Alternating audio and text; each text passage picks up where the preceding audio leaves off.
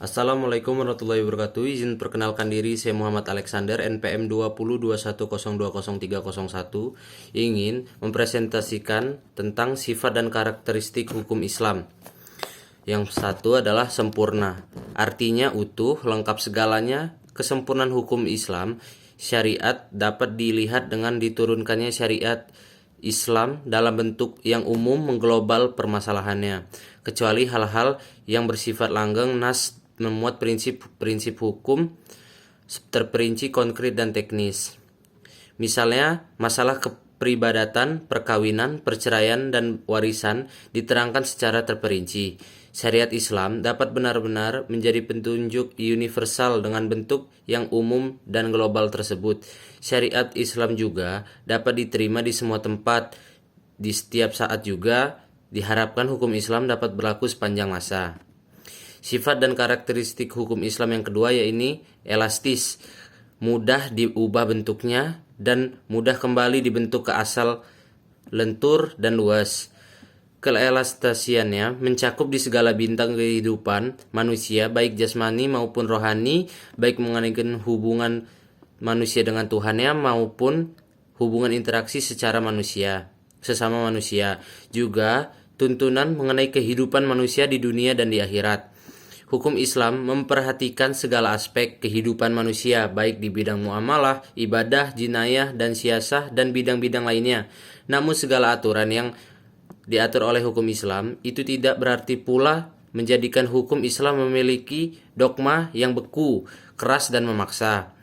Nas membuka peluang untuk memanfaatkan akal guna, berijtihad, dan memilih cara-cara yang paling sesuai bagi pelaksanaan dan sesuai dengan keadaan. Yang ketiga adalah universal, berarti umum, berlaku untuk semua orang, untuk di seluruh dunia, bersifat melingkupi seluruh dunia. Ini berarti hukum Islam itu tidak dibatasi oleh lautan maupun batasan suatu negara. Bukti yang menunjukkan bahwa hukum Islam itu mempunyai sifat universal atau tidak harus dikembalikan kepada Al-Quran. Universal hukum Islam ini dinyatakan oleh Al-Quran sendiri. Dinamis dalam KBBI. Dijelaskan makna dari kata dinamis adalah penuh semangat dan tenaga, sehingga cepat bergerak dan mudah menyesuaikan diri dalam keadaan dan sebagainya. Kedinamisan hukum Islam terletak pada dasar-dasar menjadi dasar tiang pokok bagi hukum. Dasar-dasar dan pokok itulah yang meliputi sumbu, kekuatan, kelemahan, kemudahan, dan kesukaan dalam menetapkan hukum Islam. Sesuai dengan tabiat manusia yang tidak menyukai beban, membatasi kemerdekaannya, sehingga manusia memerhatikan beban hukum Islam dengan sangat hati-hati. Manusia tidak bergerak untuk mengikuti perintah jika perintah itu tidak menawan hatinya atau mempunyai daya dinamika.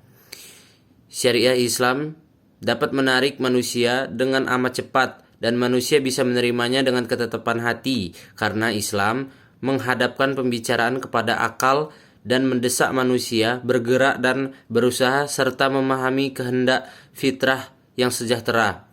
Sebagaimana hukum Islam menuju kepada toleransi, persamaan, kedewasaan, dan menyuruh anak berbuat ma'ruf dan mencegah munkar. Sistematis.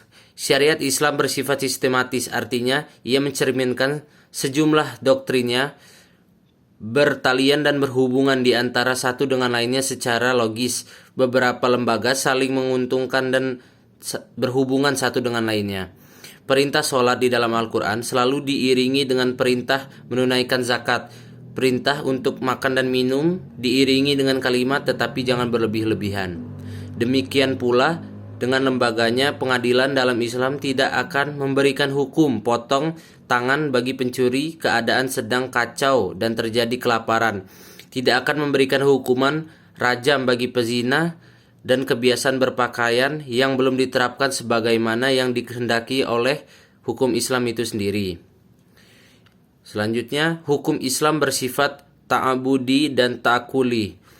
Al-Syatibi mengatakan bahwa Al-abudi adalah sesuatu di mana tujuan hukum dalam melembagakan hukum dan membebaskan mukallaf dari perintah-perintah hawa nafsunya agar menjadi hamba Tuhan dengan sukarela, atau juga ihtirian. Sebagaimana dia juga hamba Tuhan secara almiah, sedangkan takuli adalah sebaliknya.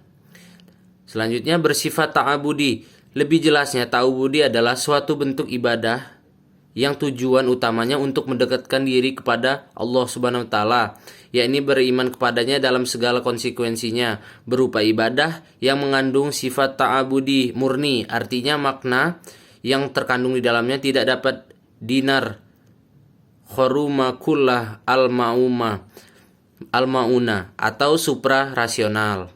Manusia harus menerima apa saja yang telah diterapkan oleh syariat Islam. Selanjutnya bersifat takuli. Kedua, yakni takuli berbentuk dalam bidang muamalah. Takuli ini bersifat duniawi yang maknanya dapat dipahami oleh nalar atau rasional. Maka manusia dapat melakukannya dengan bantuan nalar dan pemikiran manusia. Dapat dirasionalkan dengan ada maslahat atau mudarat terkandung di dalamnya. Sesuatu dilarang karena ada kemudahan di dalamnya dan diperintahkan karena ada maslahat di dalamnya. Sekian dari saya, kurang lebihnya saya minta maaf. Wabillahi taufik wal hidayah. Wassalamualaikum warahmatullahi wabarakatuh.